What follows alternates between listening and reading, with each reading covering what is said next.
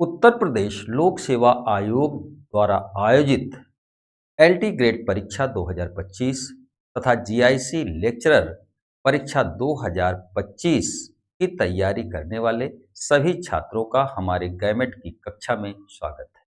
हम आपके लिए भारतीय संविधान और राज्य व्यवस्था से कुछ चुनिंदा प्रश्नों को लेकर के आए हैं।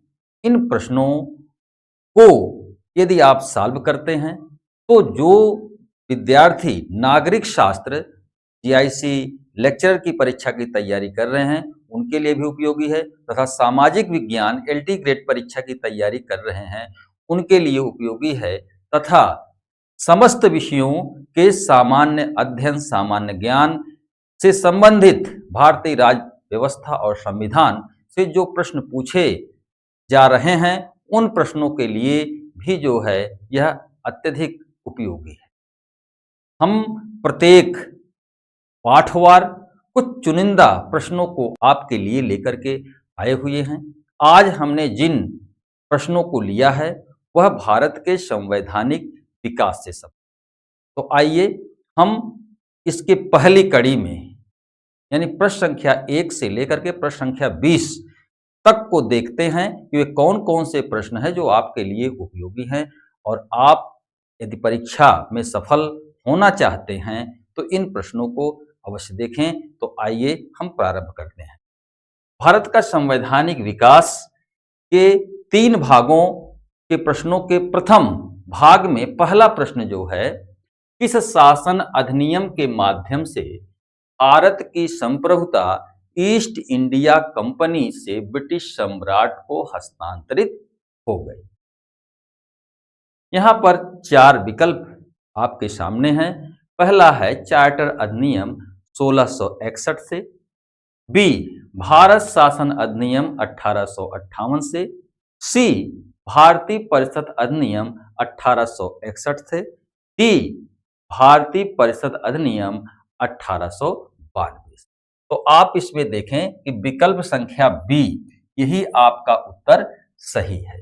भारत शासन अधिनियम 1858 के माध्यम से जो भारत में ईस्ट इंडिया कंपनी व्यापार कर रही थी और शासन कर रही थी, वह शासन ब्रिटिश सरकार ने भारत शासन अधिनियम 1858 के माध्यम से इंग्लैंड के सम्राट में निहित कर दिया। तो यहाँ पर आपका जो उत्तर यही है 1858 का भारत शासन अधिनियम। 1858 से पहले जो है आप जानते हैं 1857 का विद्रोह जो है हुआ था। हम अगला प्रश्न लेते हैं। अगला प्रश्न दूसरा है, भारत में किस भारतीय परिषद अधिनियम के माध्यम से भारत में विभागीय प्रणाली मंत्रिमंडलीय प्रणाली की नींव पड़ी। इस प्रश्न में जो पूछा जा रहा है कि निम्नलिखित अधिनियमों में से कौन सा अधिनियम ऐसा है जिसके माध्यम से भारत में मंत्रिमंडलीय या विभागीय प्रणाली का नींव पड़ा। ए 1858 के भारत परिषद अधिनियम से, बी 1861 के भारतीय परिषद अधिनियम से, सी 1892 के भारतीय परिषद अधिनियम से और डी 1909 के भारतीय परिषद अधिनियम से। तो यहां पर देखिए जो इसमें उत्तर सही है 1861 विकल्प संख्या बी भारतीय परिषद अधिनियम से भारत में मंत्रिमंडलीय या विभागीय प्रणाली की नींव पड़ी। अगला प्रश्न हम लेते हैं कि प्रश्न संख्या 3 है, किस भारतीय परिषद अधिनियम के माध्यम से गवर्नर जनरल को अध्यादेश यानी ऑर्डिनेंस जारी करने का शक्ति दिया गया। 4 विकल्प आपके सामने हैं।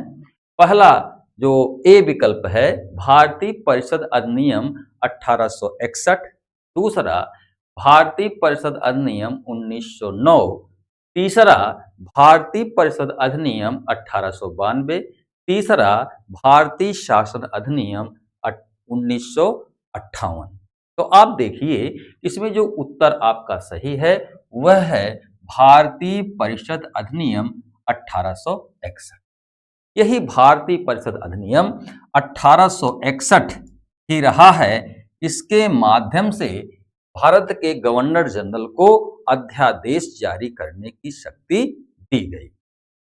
चौथा प्रश्न लेते हैं कि किस अधिनियम के द्वारा विधायी परिषदों को प्रश्न पूछने और बजट पर बहस करने का अधिकार दिया गया। ए, भारतीय शासन अधिनियम 1858, बी, भारतीय परिषद अधिनियम 1892, सी, भारतीय परिषद अधिनियम 1861 और सी, भारतीय परिषद अधिनियम। तो इसमें आप देखिए जो उत्तर सही होगा यह है भारतीय परिषद अधिनियम 1892। इसी अधिनियम के माध्यम से जो है वह विधायी परिषदों को, इसको विधायी परिषदों को प्रश्न पूछने और बजट पर बहस करने का अधिकार दिया गया। किसके द्वारा? भारतीय परिषद अधिनियम 1892 के द्वारा। हम पांचवा प्रश्न लेते हैं। पांचवा प्रश्न है, किस भारतीय परिषद अधिनियम के माध्यम से भारत में सांप्रदायिक प्रतिनिधित्व की नींव पड़ी? ए, भारतीय परिषद अधिनियम 1861, बी, भारतीय परिषद अधिनियम 1892, सी, भारतीय परिषद अधिनियम 1861 और भारतीय परिषद अधिनियम 1900। तो इसमें पूछ रहा है कि किस भारतीय परिषद अधिनियम के द्वारा भारत में सांप्रदायिक प्रतिनिधित्व की नींव पड़ी? तो आप देखिए 1909 का जो भारतीय परिषद अधिनियम था, इसी के माध्यम से भारत में सांप्रदायिक प्रतिनिधित्व की नींव पड़ी। भारतीय परिषद अधिनियम 1909 को मार्ले और मिंटो सुधार भी कहा जाता है। इसके माध्यम से मुसलमानों को जो है पृथक प्रतिनिधित्व दिया गया, पृथक प्रतिनिधित्व। यही है आपका सांप्रदायिक प्रतिनिधित्व जो 1909 के भारतीय परिषद अधिनियम के माध्यम से। अगला प्रश्न संख्या 6 है, इस भारतीय परिषद अधिनियम के माध्यम से गवर्नर जनरल की विधायी परिषद को नियम और अधिनियम बनाने की परिषद के स्थान पर वैधानिक रूप से भारतीय विधान परिषद शब्द का प्रयोग किया गया। 4 विकल्प आपके हैं। ए, भारतीय परिषद अधिनियम 1861, बी है भारतीय परिषद अधिनियम 1892, सी है भारतीय परिषद अधिनियम 1861 और डी है भारतीय परिषद अधिनियम 1909। तो इसमें जो प्रश्न पूछ रहा है कि जो भारतीय विधान परिषद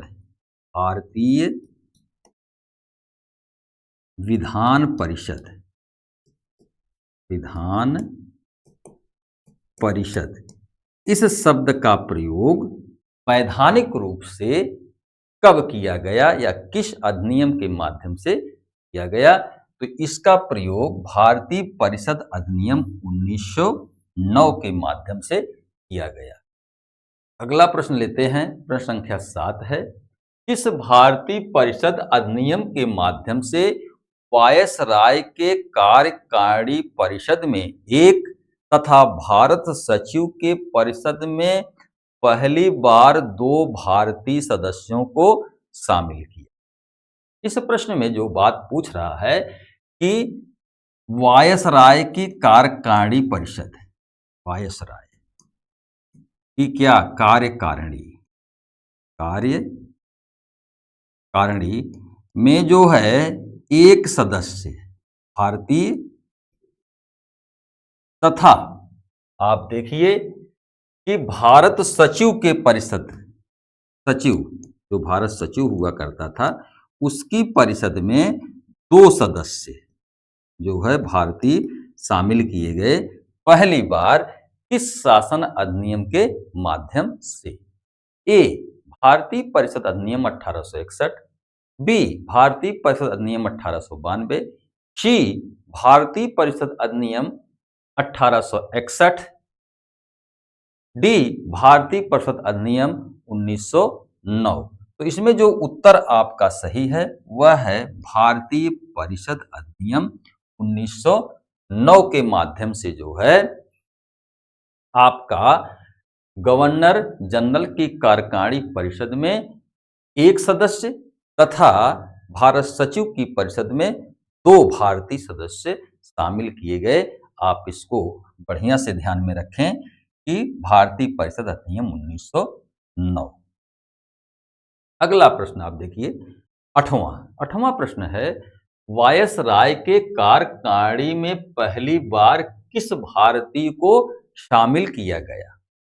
इसके पहले वाले प्रश्न में आपने देखा था कि वायसराय की कार्यकारिणी में एक भारतीय सदस्य को शामिल किया गया था 1909 के अधिनियम के द्वारा। तो इसमें जो है प्रश्न पूछ रहा है वो सदस्य कौन था जिसको वायसराय के कार्यकारिणी में पहली बार शामिल किया गया और वह भारतीय था। ए केसी गुप्ता, बी सैयद हुसैन बिलग्रामी, सी सत्येंद्र प्रसाद सिन्हा, डी कोई नहीं। तो इसमें आप जान लीजिए उत्तर जो है सत्येंद्र प्रसाद सिन्हा। यही सत्येंद्र प्रसाद सिन्हा जो थे ये 1909 के भारतीय परिषद अधिनियम में वायसराय की कार्यकारिणी में पहले भारतीय सदस्य के रूप में शामिल किए और उस समय जो भारत परिषद थी उसमें 2 सदस्य जो शामिल किए गए थे।